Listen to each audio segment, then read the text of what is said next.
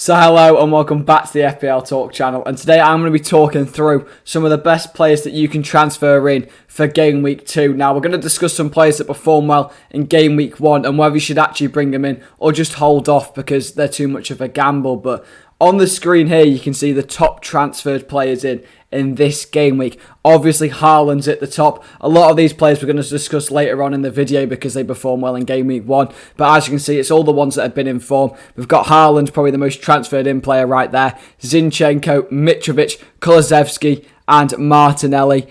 Some great names there, some good budget options, especially Martinelli, gone up to 6.1 million now, but for an Arsenal attacker at that value, he's really good. And then the most transferred out, obviously, Harry Kane is there because a lot of people going from Harry Kane to Haaland. And then we've got Jesus. A lot of people giving Jesus the boot after one game. I mean, I would not do that. We saw how well he played in that game if you did watch it, and a lot of people are probably just looking at like flash scores and seeing he didn't score and going, that's not good enough for me. But he performed really well, and I'm sure there's a lot more to come from him. And Arsenal look good. Perisic getting transferred out. We're going to speak about him shortly. Son getting transferred out. I mean, he got an assist as well, so that's an interesting one. Maybe a lot of people scared by Chelsea away, that fixture for Game Week 2 that Spurs do have. And then Matty Cash. I mean, Aston Villa assets were quite overhyped, let's be honest. They're never really great defensively, and Matty Cash's ownership was like 20%, which is really, really high. And then people realising now it might not have been the best idea to include him. But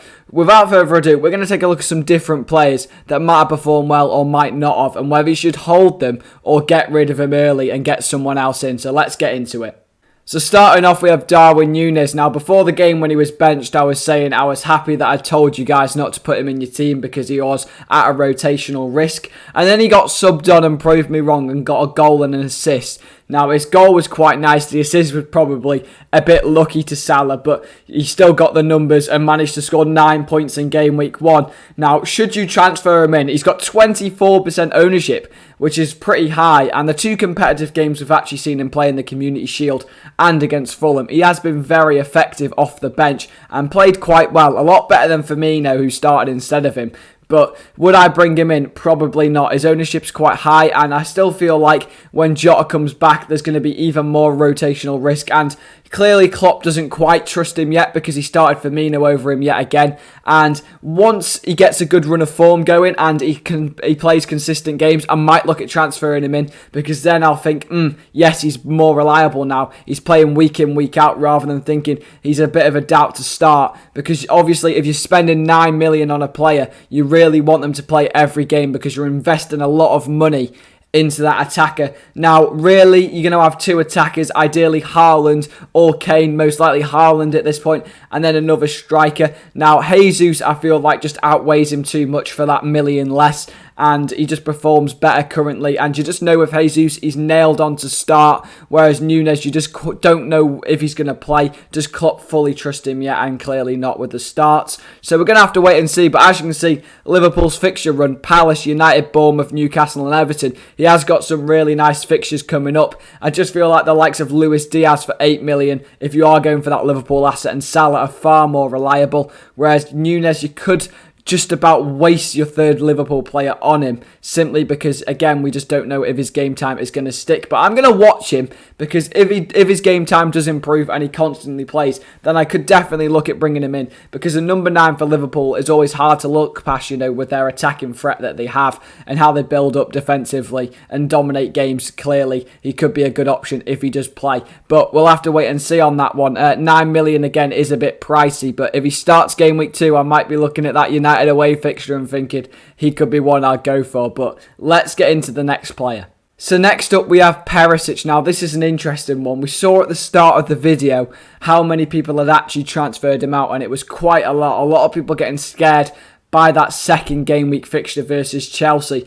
And also, he didn't really play in game week 1, did he? Conte said it was hit or miss whether he was going to start the game or not because he'd been suffering with injuries in pre-season, just like Doherty on the other side, both struggling for their match fitness and a lot of people still took the risk that he would play just because of his quality and thought he would be able to get up to par with his fitness, but it turned out he didn't, and then it left a lot of people disappointed, and he got that 1 point, meaning if you had someone on the bench that performed well that could have come on for him, in the end they didn't, and I think a lot of people are probably taking out their frustration and got rid of him. But 5.5 million is a lot of money for a player not to be playing, especially for a defender. That's a lot of money invested in one player, whereas you can look at some other options around that price range who are very good. Even Zinchenko now for Arsenal for 5 million, even cheaper, 0.5 million cheaper than Perisic, and his minutes look nailed on. But if you can keep Perisic and trust in him after that Chelsea game, they've got a lovely run of fixtures. Wolves,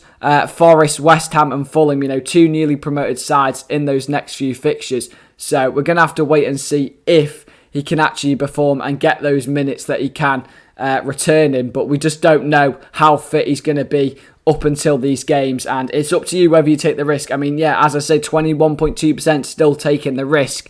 We all know how quality Perisic is, but my doubt is when the cups come in, such as the Champions League, he's probably going to be more favoured in there, and with his age, I just don't think he'll be able to keep up with the fixture schedule. And he's got the likes of Ryan Sessegnon, who in that first game week managed to score, which is never good, because that means that someone who plays in his position is in good form and could start ahead of him. You've also got the likes of Reguilon, but he's been pretty put to the side, hasn't he? Let's be honest. We've just got Sessegnon and Perisic now, but with Sessegnon scoring, it does plant that seed of doubt whether you should actually go for Perisic, just because Ryan Sessegnon might play in the league more than Perisic towards when the cups come in, simply because for the Champions League you would rather Perisic with all his experience play. So he is a bit of a risk, but it's whether you have the trust in him to stick with him through these tough times and wait to see if he can play, because once he does play, I can see him getting a lot of returns, and not having a Spurs defender is quite a sacrifice with them fixtures, because you just feel like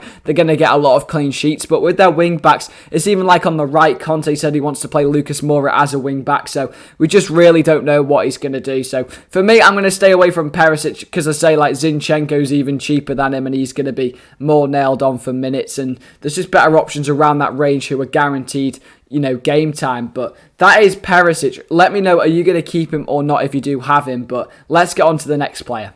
So this is the one you've all been waiting for. It is the Haaland and Kane comparison. Now, I started off with Harry Kane because my plan was to have Harry Kane versus Southampton and then go to Haaland in the second week, because Kane versus Southampton at home, it was far too tempting not to have him in the team, especially not have a Spurs attacker at all. And Spurs managed to score 4 goals and Harry Kane didn't do anything. I could not believe it. I had a game of football myself. I got back in the bar, checked Sky Sports, Soccer Saturday, what was going on. Saw 4-1, I was thinking, wow, this is amazing. And then Harry Kane hadn't done anything, and I was like, are you absolutely having a laugh? But Harry Kane there doing his usual August self and not scoring. Now he's dropped to 11.4 million, which is mental. I mean, a lot of people obviously saw Haaland against West Ham. He came on the pitch and just absolutely stormed the whole 90, well, 70, because that's what we like to see. Pep Guardiola subbing him off and conserving him once he's got those returns, because that means he's going to be fit for Bournemouth next week, which you love to see. Pep Guardiola, hopefully he doesn't do Pep roulette and put him on the bench, because that would actually be truly heartbreaking. But for that first goal, have you ever seen a man move so quick as Haaland? The absolute pace he showed to win that penalty was incredible, slotted it away beautifully. So could Haaland be Man City's penalty taker now? I would think so, which makes him even better of an asset. And that second goal, we saw De Bruyne's vision and just the composure to put it away was unbelievable, meaning he's gone up to 11.6 million. And I managed just to get in that transfer before, these price changes. So I managed to keep Haaland in my team rather than then having to risk it and invest the 0.5 million I had spare in the bank to get Haaland in. Simply because obviously I started with Kane, and if I didn't have any money in the bank and I waited too long, I wouldn't have been able to make the change to Haaland, and that would have really punished me in game week 2. But I just feel like Kane's just going to score v Chelsea now. Whenever you transfer a player out, they always perform. But look at Man City's fixtures. It's too hard not to resist those fixtures with a Man City attacker, even with Pep Roulette. Now, a lot of people went with Mahrez as a differential. and that really didn't pay off. He got benched, as we saw Foden play off the right and Grealish off the left. So the wingers are a very, very big liability. And through the middle, you've got Haaland and Alvarez. But Haaland's always going to be more reliable and nailed on, let's be honest. Producing 13 points in game week 1. I mean, everyone knew he was good, but we didn't know he was really that good. 54.8% have now selected him, which is a really high figure compared to the 20% of Kane. I mean, that's just dramatically dropped, and you would expect this. But if I was you and you can do it, I would go to Haaland for game week 2 over Kane. It has to be done. But my tactic didn't really pay off of having Kane first. But we still finished with 67 points, so I can't complain. But Haaland has to be the more favourable now. He has to be. Yes, he might get less minutes, but you could even bring in Kane when his fixtures get better because of Pep Roulette. And when, as I say, when the Champions League and Cups come in, he might prefer him in those Cups rather than the League, so he might get rested for Alvarez. But we'll have to wait and see. But again, if you can make the jump, get Haaland in your team. You just have to. But let's go and look at the next players. So we are into the final comparison now. Kulusevski played absolutely incredibly in game week 1 versus Southampton. He is actually a Spurs man who did get some attacking returns, unlike my player. And this has made his price increase to 8.1 million. And that's why I always say having money in the bank is just simply so important. Simply because these price changes now, even for both players that you can see on your screen, if you had an 8 million midfielder, you know, maybe the likes of Saka or Diaz, and you think, wow, Kulusevski's in good form there, I really want to jump to him. And then you just can't because you've got 0.1 million, you know, you haven't got that extra 0.1 million in the bank, and then you just can't do it, and you're left with that underperforming player, whereas this guy's thriving. And Kulusevski really did perform in that game week 1. And again, I think people are bringing him in.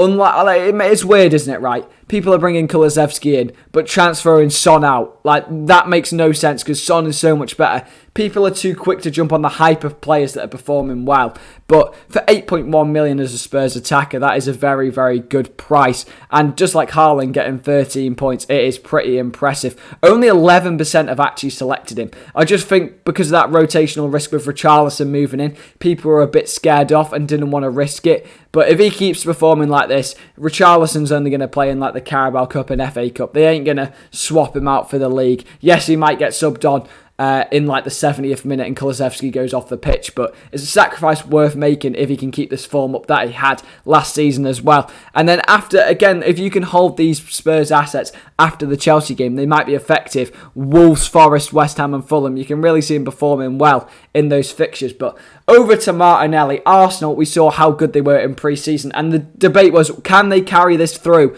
to the actual season? And evidently for now, they actually can. Saliba looked really good at the back as well. His loan spells obviously paid off. Yes, it's only Crystal Palace, so let's not get ahead of ourselves, but he did look really, really good. And Martinelli managed to score from that beautifully worked set piece. Now, I did originally have Zinchenko, but I thought with Tierney, his minutes might be less, and I transferred him out about an hour before the deadline, and of course, he managed to return, and it was very annoying and frustrating, but you can't do anything about it. But at least Martinelli got that goal, and for 6.1 million, or 6 million, which he was at the time, he's an absolute bargain in that Arsenal attack. He's pretty much nailed on. Yes, Smith Rowe's getting brought back in from his injury, probably to the bench though, because if Martinelli keeps performing just like Kulusevski, he will keep these other players out. And, you know, Smith Rowe has seen glimpses of how good he can be, and we have seen them, but he's favoured on that left, which is a bit annoying over Martin Ødegaard in the cam. Martin Ødegaard, by the way, just tries to walk the ball in the net. He's never going to score a goal. He doesn't shoot. He just literally tried to pass it versus Palace about 2 yards out, and it just messed up, and you're thinking, just shoot. But again, Martinelli could have even had more points than that when he missed this sitter at the start of the game when Gabriel Jesus did that lovely bit of footwork. But for this 6.1 million, you can see there, 25.5% of players actually selected him because of how good he is for his value. And if you don't have him in, I would definitely look at transferring him in. Look at their next fixtures. Leicester at home. Then they've got Bournemouth, Fulham and Aston Villa, an incredible run where Martinelli has a really good chance of getting some good returns. And I think the Arsenal double up on Martinelli and Jesus can work. You might have stayed away from an Arsenal double up in previous years just because they're unreliable, but this year they're looking really, really good, so I'd probably favour it. So that is today's video. Let me know in the comments, who are you planning on transferring in this week? What is the one transfer that you are going to make? I have already done mine. It is Haaland over Harry Kane. It had to be done, but please leave a like on the video, subscribe if you're new, it only takes you a second, and I do really appreciate it, and I will see you in the next one.